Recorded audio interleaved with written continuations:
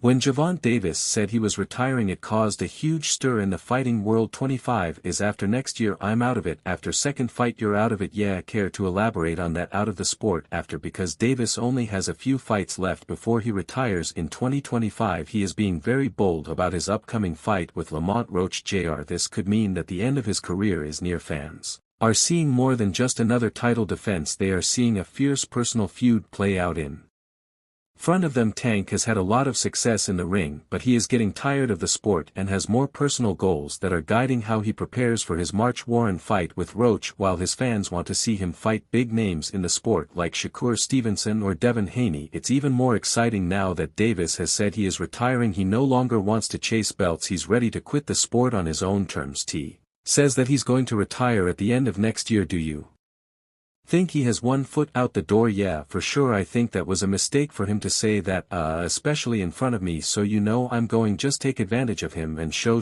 why he shouldn't have said that, or why he shouldn't be contemplating that. Davis's fiery personality and reputation for trash talking are on full show ahead of his fight with Roach. Are you losing the love for the sport? How many times do you want to get in the ring next year? You a drug choice 3 times 3. 3 fights for sure. Why you retiring? Are you losing the love for the sport? What changed? What made you? __. Trash. How about a homecoming fight? Tank Baltimore. How about a homecoming? Music. Fight. Lost love. Look like you were like, talks about retirement was not even discussed at this moment, and now it's something you keep on repeating this it just because obviously what you've done through boxing ths you like since you were a kid and everything you said. You know your next fights. Can we know who they are? Probably the Ryan, hopefully, or not hopefully, but if it happened then I don't know bro. I know I got a year in and it's over. Press conferences leading up to the bout were heated, with Davis taking personal digs at Roach and even at his father Lamont Roach Sr. Tank didn't hold back when he made fun of Roach Sr. for looking nervous during their fight by saying that he had shook hands with him before. These shots weren't just trash talk, they were well thought out psychological moves meant to get under Roach's skin and show who was in charge before the fight. Davis is known for his mental warfare as much as his knockout power, and he's using every chance to demonstrate that Roach won't be able to handle the heat. My whole family is from DC. My whole family, like my entire family. Don't bring them. I'm telling you. Are they going to celebrate with me? You hear me? Don't bring them. It's going to be a party on your. I'm going let y'all know something. His father was up here shaking on the what's his name. He was shaking on the pops. Oh my kids. He was shaking on this. My shaking. What about to say? How you going to say it's cap? And got you going to say it's cap? I'm watching. Got to be. Hey, somebody lying. Hey, yeah, somebody lying. Music.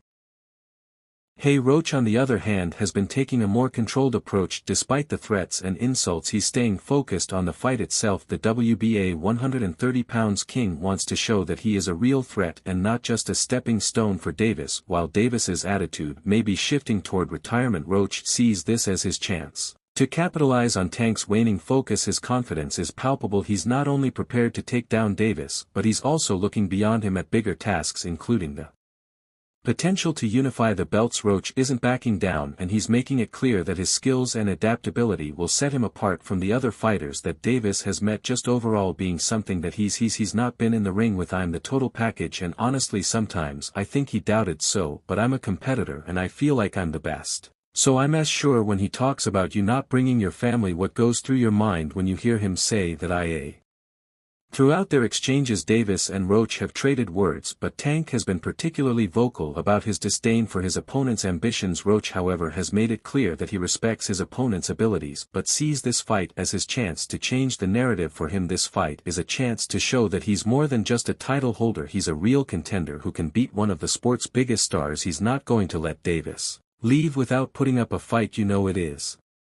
It is what it is. It's going to be a different fight when I'm in there. He's going to be a different fighter.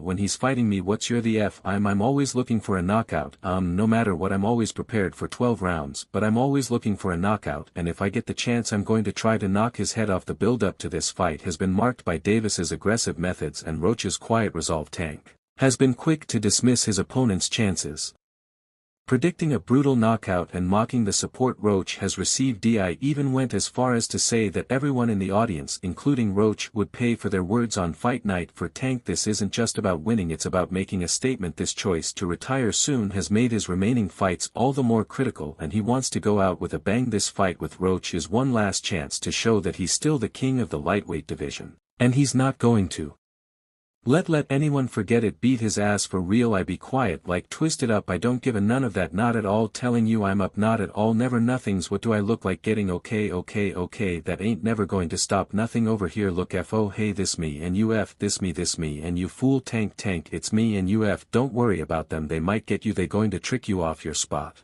They going to trick you out your spot. Fall, don't worry about that. Come on, stop, y'all know what's going on, y'all know how I'm coming, so stop it, y'all going to make it hard for him. That's what y'all going to do, y'all going to make it hard for him. While many fans are eager to see Davis fight some of the biggest names in the sport before he retires, Tank's lack of interest in certain matchups, including a possible fight with Shakur Stevenson, only adds fuel to the fire of his already controversial career. Not everyone is convinced that the upcoming fight between Devon Davis and Lamont Roach Jr. gets the spotlight, especially when you consider the opinions of some respected figures in boxing. While Davis is at the center of attention, some boxing experts think his next fight doesn't quite justify the hype. Claressa Shields, who has had her own problems with Davis in the past, surprised many by acknowledging that the fight between Tank and Roach is a solid matchup. Shields pointed out that while many are dismissing Roach, his strong amateur